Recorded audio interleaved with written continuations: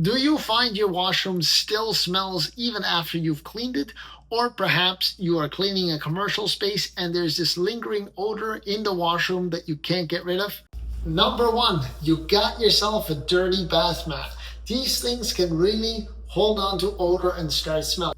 One of the most common areas for bad odors to build up, especially in commercial washrooms, is right around the toilet and the urinals, due to the fact that the urine is not properly broken down.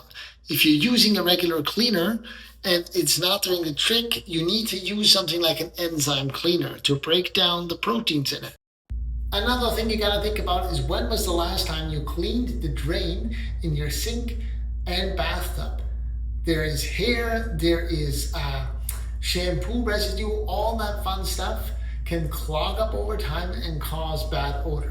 You know what else really holds on to nasty odors and a lot of people forget?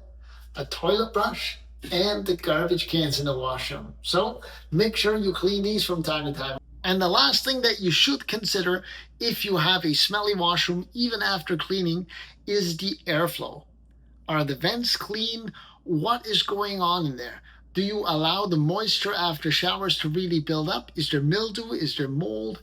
Those are things to look for because they can cause that nasty odor.